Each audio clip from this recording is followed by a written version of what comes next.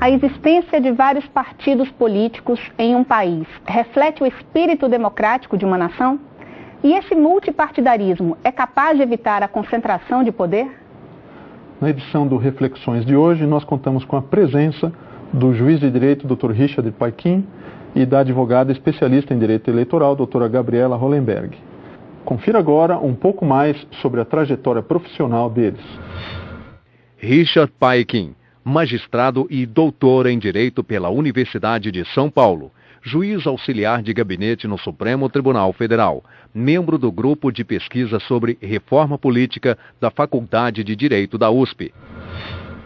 Gabriela Hollenberg, advogada, especialista em Direito Eleitoral, secretária-geral da Comissão Especial de Direito Eleitoral da Ordem dos Advogados do Brasil, fundadora da ABRADEP, Academia Brasileira de Direito Eleitoral e Político. Eu gostaria de agradecer a presença dos nossos convidados aqui no estúdio e lembrar que, segundo dados oficiais do Tribunal Superior Eleitoral, nós dispomos de mais de 30 partidos registrados no TSE. E eu gostaria de começar a conversa com o Dr. Richard perguntando sobre as vantagens e desvantagens do multipartidarismo. Bom, o multipartidarismo ele tem dois pressupostos. Em primeiro lugar, que cada partido tenha condições de buscar o poder em condições de igualdade com os demais partidos. Em segundo lugar, que haja uma defesa dos interesses das minorias, né? Me parece que há três desvantagens. Vou começar pelas desvantagens porque as vantagens elas têm condicionantes, né? Em relação às desvantagens, em primeiro lugar, é a flexibilidade das ideologias que nós temos com esse excesso de partidos que nós temos no Brasil, né? Evidentemente, não é possível que um país tenha 30 partidos com 30 ideologias diferentes e 28 legendas hoje com assento no Congresso Nacional. Em segundo lugar, é a debilidade da governança política, né? É difícil nós fazermos, o governo fazer o acordo com tamanho número de partidos. E em terceiro lugar, que me parece um grande problema a ser vencido, é o enfraquecimento dos partidos políticos. As vantagens, me desculpe, nós podemos colocar as condicionantes. Por quê? Porque os partidos têm que saber fazer os acordos. Se o sistema não admitir os acordos, o multipartidarismo não vai funcionar. Mas se funcionar, o fará bem e possibilitará que a sociedade possa trabalhar com um sistema de concessões, né, alcançando um sistema democrático, me parece mais razoável. Me parece, então, que essa questão de multipartidarismo está intimamente ligada com a questão da governabilidade também, não é mesmo? Sem dúvida. E também com a questão da democracia, né? Me parece que, de alguma maneira, também encaminhando aqui essa demanda, o multipartidarismo ele permite justamente que haja a manifestação de diversas vertentes, de diversos espectros políticos e ideologias, né? E de alguma maneira é necessário que eles possam permitir a governabilidade, né? Então há sempre esse choque que o Dr. Richard estava aqui colocando. E aí a minha pergunta é a seguinte: o Poder Judiciário já foi chamado a tentar equacionar essa difícil equação, esse difícil entrosamento entre essas questões, né? Qual que é a posição que o Poder Judiciário tem assumido e qual é o impacto que o Poder Judiciário tem provocado no nosso sistema? Bem, na minha concepção, o Poder Judiciário tem sido muito protagonista nessa questão dos partidos políticos e tem influenciado muito, inclusive, na nossa recente, no nosso momento atual, de termos aí mais de 30 partidos políticos. E por quê? Porque primeiro o Congresso Nacional chegou a aprovar uma cláusula de barreira que estava em vias de ser aprovada quando o próprio Supremo Tribunal Federal declarou inconstitucional por entender que feriria aí o princípio do pluralismo partidário, enfim, que seria protegido pela nossa Constituição. E com isso, a gente teve a perpetuação desse modelo multipartidário, que traz aí uma série de desvantagens, como o próprio Dr. Kim já falou. Mas, além disso, a gente teve também decisões do Supremo em relação à questão da fidelidade partidária, que também veio no sentido de tentar moralizar o sistema, no sentido de que, na verdade, o partido político seria aí um representante do eleitor e o partido político intermediário entre o candidato e o eleitor. mas que o TSE, quando foi elaborar essa resolução da fidelidade partidária, trouxe a questão da criação do partido político como uma das causas, uma das justificativas para que aquela pessoa pudesse se desfiliar sem perder o mandato. E daí a gente teve uma série de desdobramentos, uma série de problemas que vieram dessa decisão.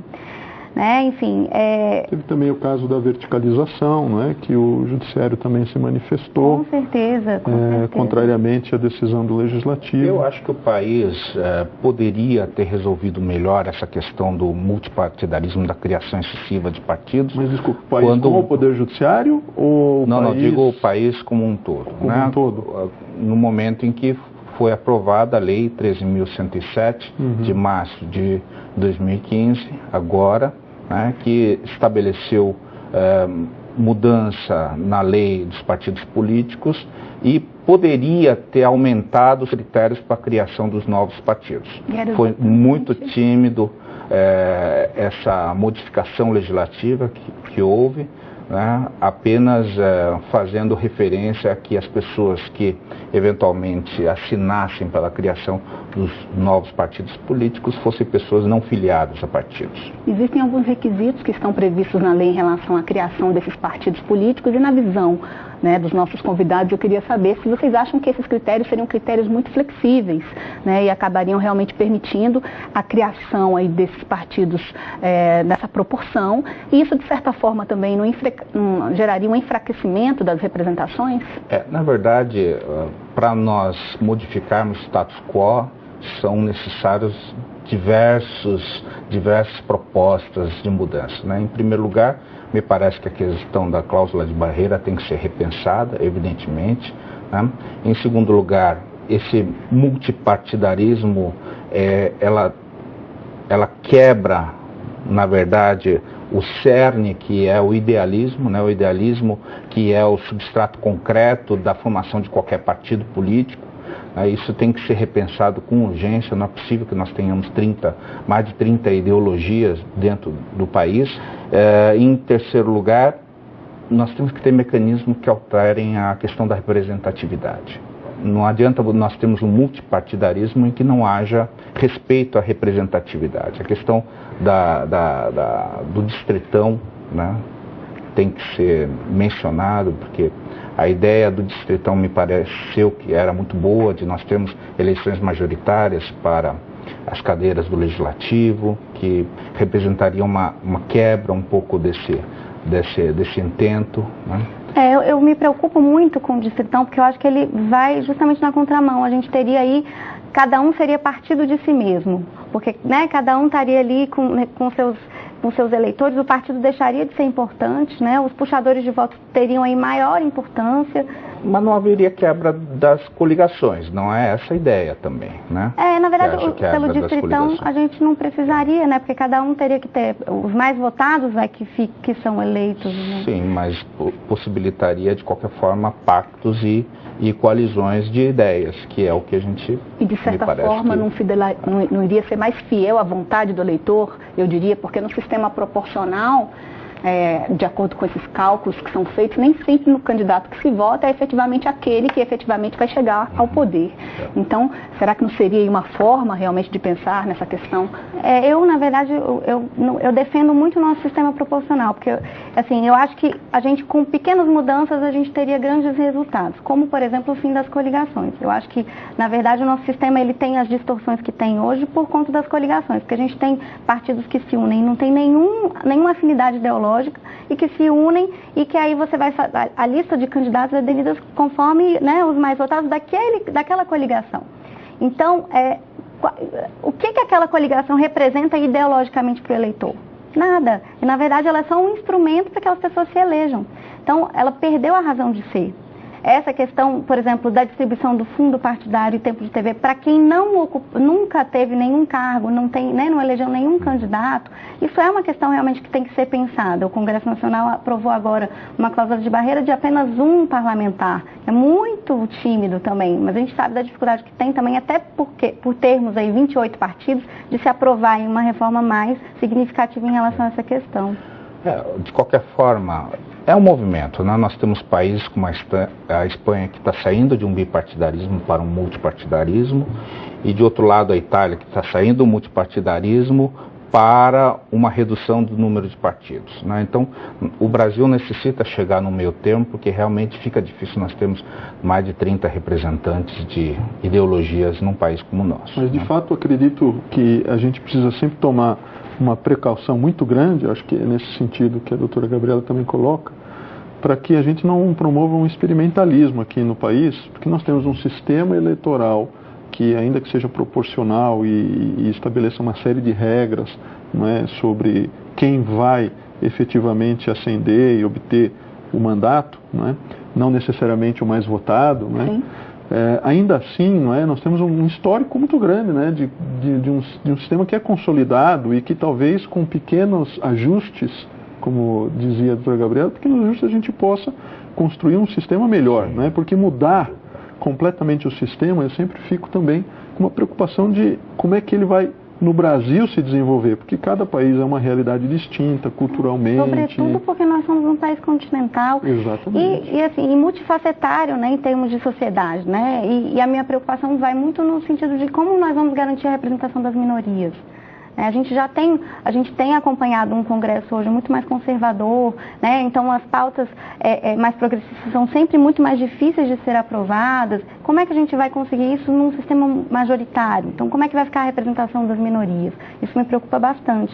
O Dr. Richard nos trouxe uma questão bastante interessante ao fazer a análise dessa questão do multipartidarismo no mundo, trouxe aí a experiência da Espanha no que diz respeito ao bipartidarismo. E a pergunta que eu faço agora é se, na sua visão, seria o caso de mudar esse sistema de multipartidarismo? Volto a insistir, o multipartidarismo não é ruim.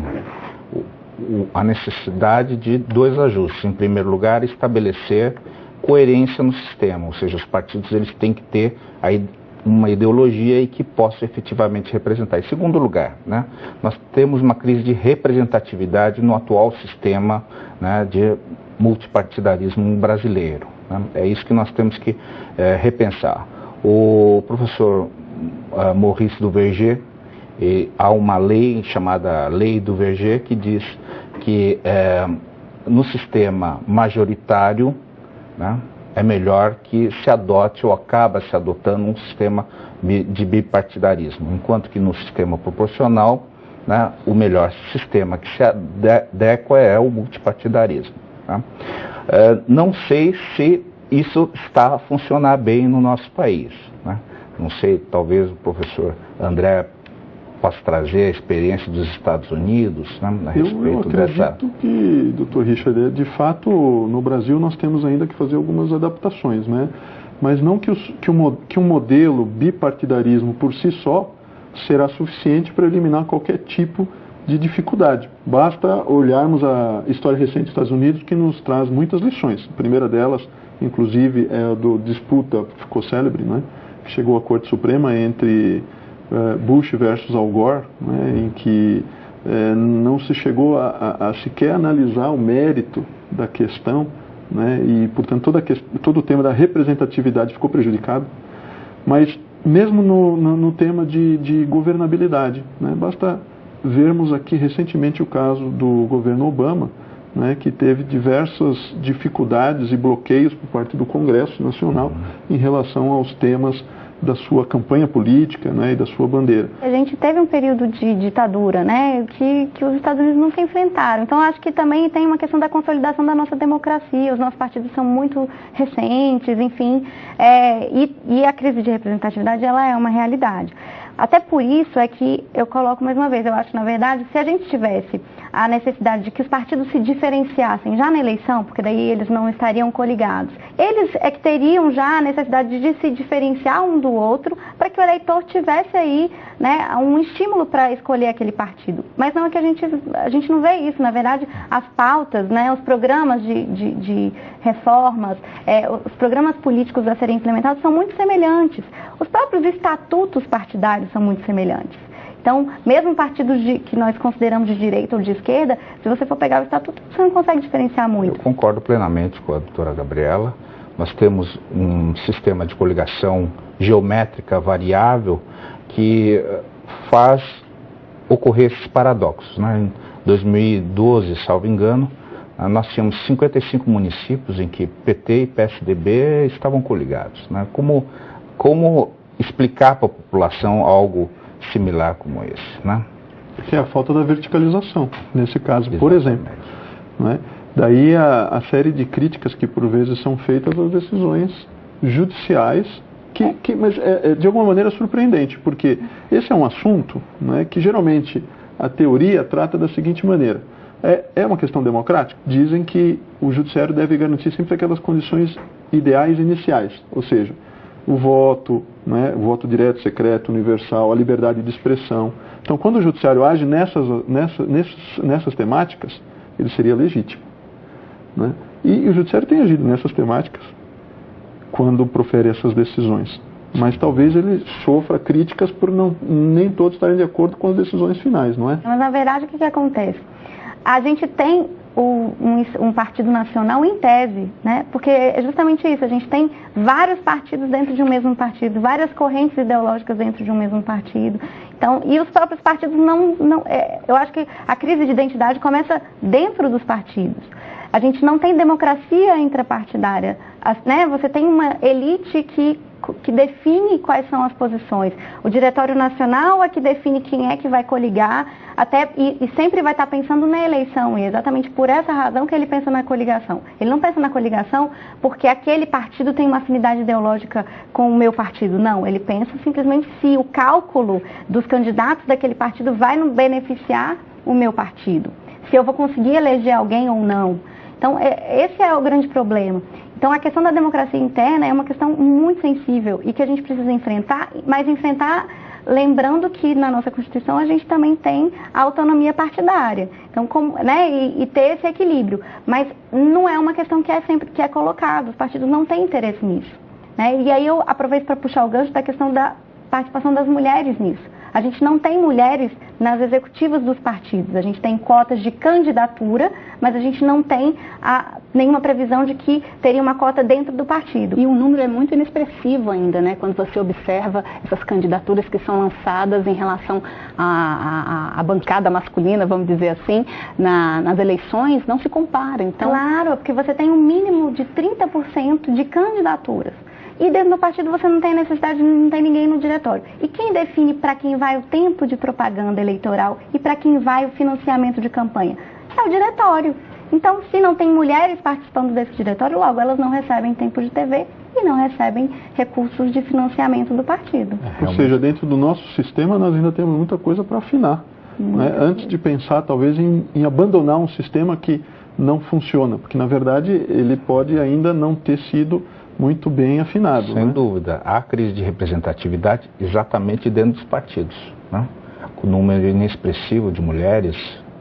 No Congresso Nacional nós temos o quê? 10%, 20% daqueles que se declaram negros ou pardos. Quer dizer, fica realmente difícil nós falarmos de representatividade popular, né, com esse quadro que nós temos. No que diz respeito à questão da reforma política, existe alguma solução para esse problema no que se tem debatido? Eu não saberia dizer qual seria a solução. Né? Muitos já pensaram na questão até da candidatura avulsa, né, de se inserir dentro do nosso sistema. De fato, o Brasil está fora da grande maioria dos 271 países. Né? Nós temos apenas 10% dos países não admitem candidatura avulsa no Executivo e no Legislativo. O Brasil é um desses países. Né? Seria algo para se pensar, mas ao mesmo tempo nos Estados Unidos a candidatura avulsa ela é de certa forma inexpressiva. Né? Então no âmbito do Legislativo local, me parece que não chega nem a 1% o número de candidaturas avulsas em que a pessoa consegue se eleger. Né? No Senado vai algo em torno de 10%.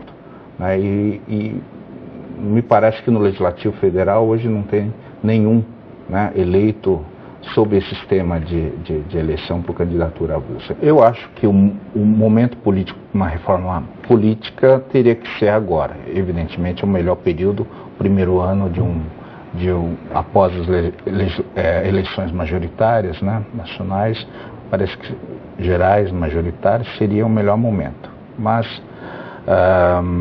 infelizmente, nós não estamos tendo essas discussões, inclusive na base, né? As pessoas não estão discutindo. Falta, a meu ver, até essa educação política, né? Eu vou me desculpar, mas tem um provérbio chinês, eu não sou chinês, sou descendente de coreano, mas que diz o seguinte: se tens planos para um ano, plante arroz. Se tem para 10 anos, plante uma árvore. E se tem planos para 100 anos, eduque o seu povo, né? Evidentemente, não estamos falando de um país democrático, mas me parece que essa reforma política ela não vai acontecer em breve, infelizmente. Só poderá acontecer com uma educação política efetiva do povo, né, onde isso seja discutido, isso que nós estamos discutindo, seja feito na base. É preciso uma conscientização, né, nesse sentido. Com certeza, na verdade eu acho que, veja só, nem no curso de Direito nós temos a disciplina, por exemplo, o Direito Eleitoral como disciplina obrigatória. Muito embora ela trate de questões tão sensíveis para o exercício da nossa cidadania. Ou pelo menos, enfim, que se tratasse disso com mais especificidade na questão do direito constitucional, mas a gente não tem isso. O cidadão não tem consciência ainda do voto, né? Nós não temos isso nem nas escolas. É isso, se o próprio estudante de direito não tem, muito menos nós temos nas escolas, para se entender como é que funciona o nosso sistema eleitoral, qual é o papel do poder legislativo, do poder executivo, do poder judiciário. E da importância do poder do povo, né? Que está ali exatamente porque nós temos a democracia, que é o governo do povo para o povo, e o povo tem a possibilidade de escolher os seus representantes e acaba não levando a sério essa possibilidade de valor ímpar, né, que a própria Constituição confere. E eu acredito que essa mudança de pensamento realmente ela precisa e vem certamente com a educação. Com certeza seria a maior reforma política que a gente teria, seria ter maior educação política nas escolas, isso não tem a menor dúvida.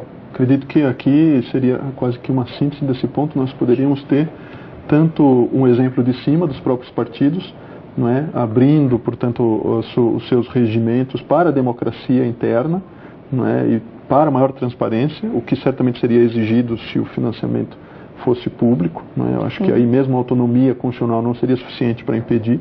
E no outro extremo, evidentemente, a questão da educação, não é, Gisele? Porque aí, sem uma sociedade que tenha conscientização dos seus direitos e da importância da democracia para exercer os seus direitos, realmente a gente nunca vai conseguir alcançar, por melhor que seja o sistema eleitoral, ele sempre vai ser deficitário, não é?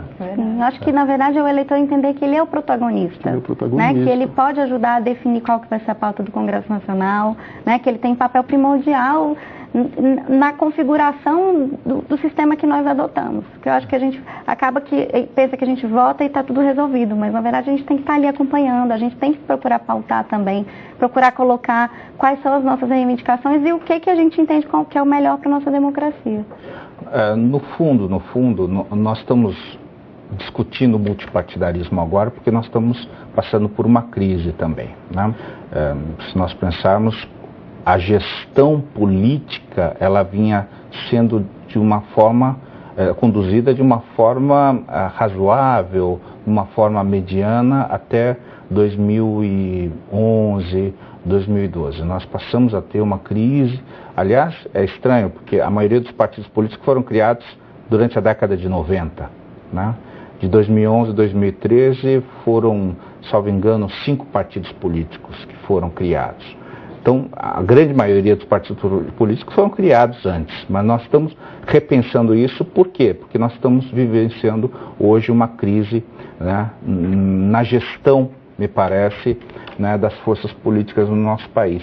E realmente temos que pensar num mecanismo para adequar e superarmos esses momentos de crise, ainda que se trate do sistema um sistema multipartidário. Nós agradecemos aos convidados e a todos vocês que acompanharam o nosso Reflexões.